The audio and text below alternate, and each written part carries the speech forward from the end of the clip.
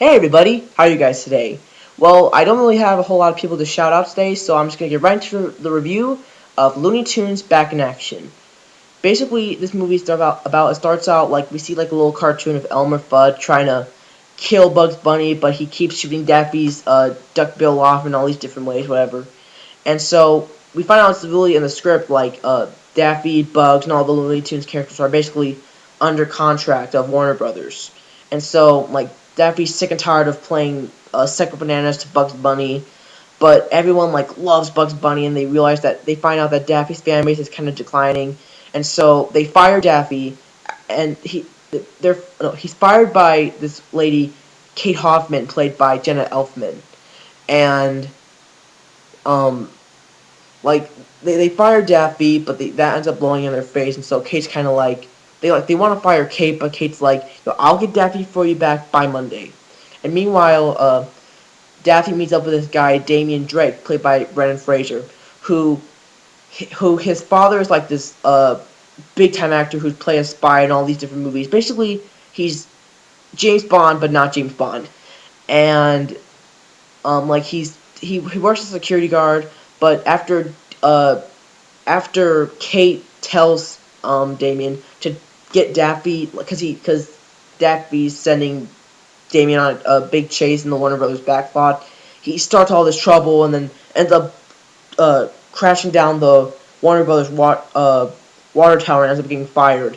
And so he finds out that his father is in trouble, and his father tells him to go find the blue monkey, go to Las Vegas and go find the blue monkey, and which is a diamond that basically it turns people into monkeys. And Daffy decides he wants to tag along because like I said, he's sick. He doesn't want to uh, uh, be part of that whole Looney Tunes stuff anymore. He wants to live the adventure now. And basically, it's them trying to find the blue monkey, and then Kay is trying to find Damien, and then how they get involved in the adventure and everything. Now, I know in this movie when it came out, it didn't. I guess it didn't do that well at the box office. Like it made 68 million and it cost 80 million, and like the critics were kind of mixed on it or whatever. And apparently it didn't get a whole lot of promotion, which I don't know what. I mean, I remember. I remember T. I mean, no, wait a minute. I remember the TBS, but I don't. Yeah, I don't remember a whole lot of promotion and everything. So yeah, but I really enjoyed the movie. Like I don't know. I mean, if there were problems, I don't know what they are. I mean, I like the animation. Like I think the animation is truthful to um the past Looney Tunes. Like I like how they didn't CGI other than unlike some other things. I won't mention any names. Looney Tunes show. Sorry, that Cartoon Network Looney Tunes show whatever. Forget about that crap. Performances are good. Like Jenna Elfman is good. I like Brendan Fraser. Um, Joe Lasky, who may say Joe Lasky, I think he's up there with like the top three like best voice actors of all time. Like it's Frank Welker number one, Jim Cummings is number two, except for Garfield Kids. Why would you do that? And for that, Jim Cummings, screw you. You're number three. Joe Lasky's number two. Because he's the guy who he replaces Mel Blanc's voice, and he's pretty close to Mel Blanc's voice. Like he does really well, and it's also kind of ironic because that same it wasn't just this year, but like the past years, when David Doyle died, the voice of Grandpa Lou from the Rugrats, Joe Lasky was brought in. He was also brought in to voice Grandpa too, and he sounds the same as Grandpa too. So he's a really good voice actor. He's really good at replacements and everything. Even though that year, 2003, he only got like 3 lines in the Rugrats Go Wild. But I digress. But he does really good in his part. And what I really love in the movie is the humor, like the writing. But before I talk about the writing, which kind of entails into the writing, I want to talk about Steve Martin as the villain. Like, because he's the villain. I don't really know what his name is. Let me find his name. Perhaps you're not prepared. Yeah, Steve Martin is the villain. Like, he wants the diamond to, when he gets the diamond, he's going to, put the blue monkey on a satellite, and it'll transform a beam across the world that will turn everybody but him into monkeys. Mr. Chairman. That's literally his name. His name's Mr. Chairman. You know, really big stretch on there. But Steve Martin. Steve Martin, he freaking nailed that role. He was awesome as the villain. Because I think this guy, I love how the best part about him is that he knows he's a stereotype. He knows the character. He knows everything. I love, he pokes fun with it. Like, when he's evil laughing, he almost, like, falls on his back. Whenever, with his big-ass TV, he has all these remotes, and he doesn't know which one to use. His dad's on the committee. Um, let me think. I'm trying to see what else he does. Cannot think of what he's doing. Whatever. Like I love, like I said, he pokes fun at his character. He's really just. I'm sorry. I'm trying to. I'm blanking on it. What does he do? Oh yes. When he has Damian Drake's dad tied up and everything. There was this one thing that he didn't order, like this pendulum of doom, and he didn't order that, so he ordered to get rid of it. And like just all this, and like when he does this whole cliche thing to Damien, like where you like unzip and it's really somebody else.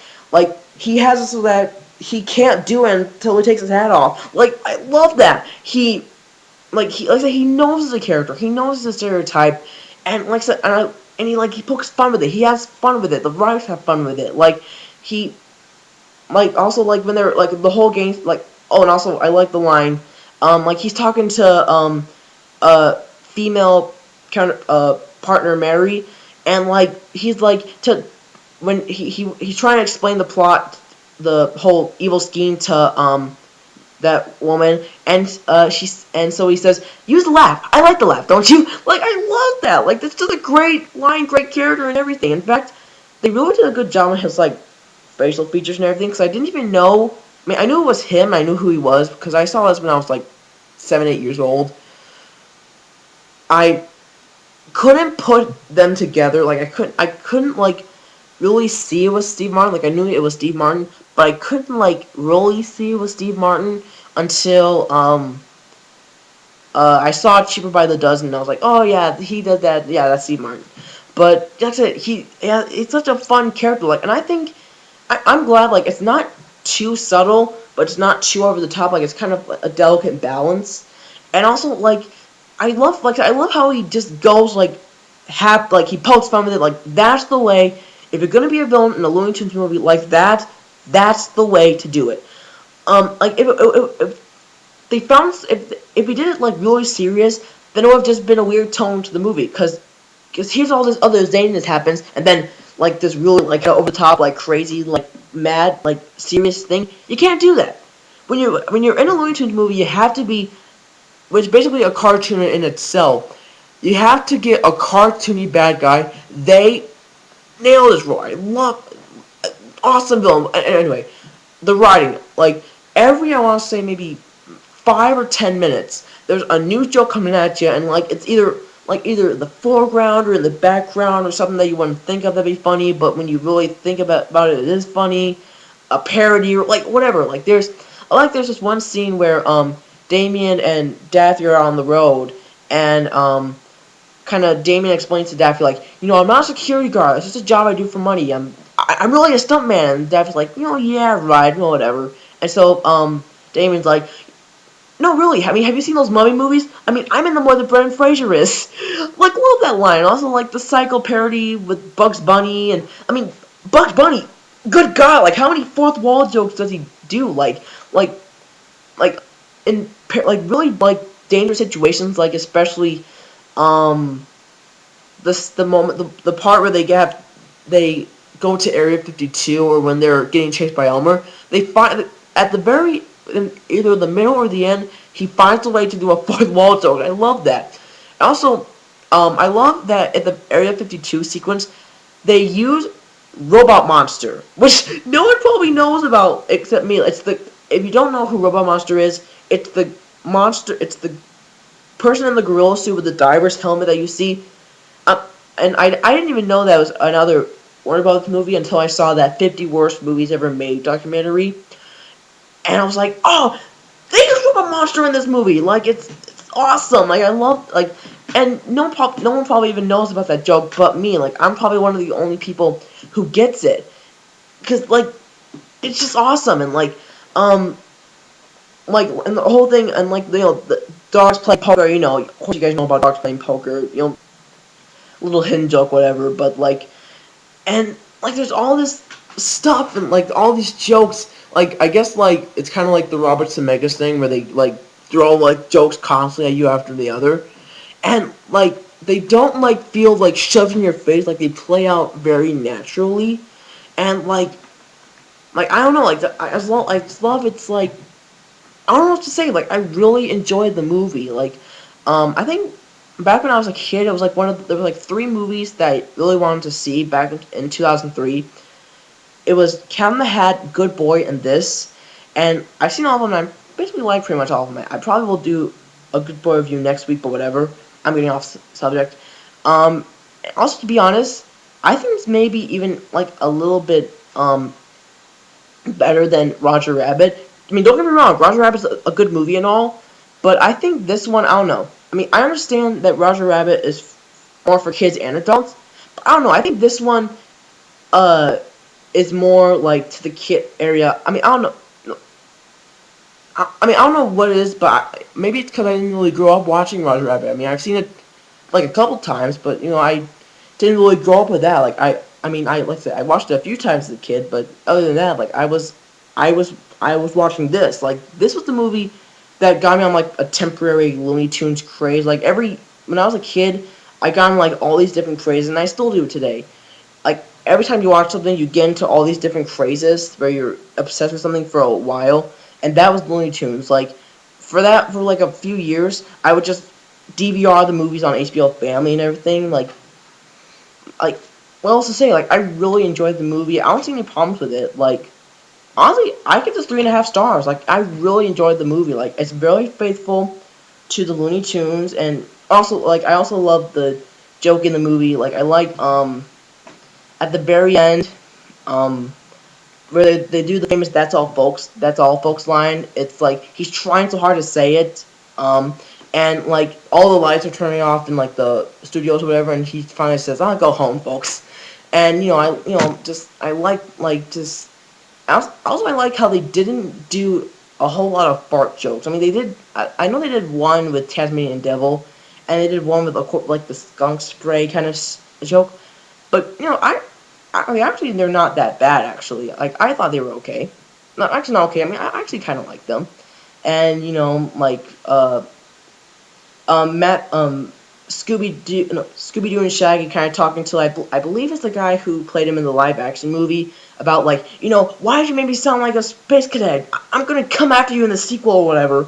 Like and like the Speedy Gonzales and Porky Pig talking, and like when Kate and Bugs are talking in the background, like Wiley's getting beat the crap out of by a sheepdog, whatever. Like I could just go on and on and on all day. Like it's just like there's just so many jokes. Like there are too many to name. And also, I know I said I'm gonna end this, but it's more I have to talk about. But it's directed by Joe Dante, who had a lot of stuff in his directing credits. Like he directed the Gremlins movies, um, Explorers, Inner Space, Amazon Women on the Moon, Matinee, Small Soldiers.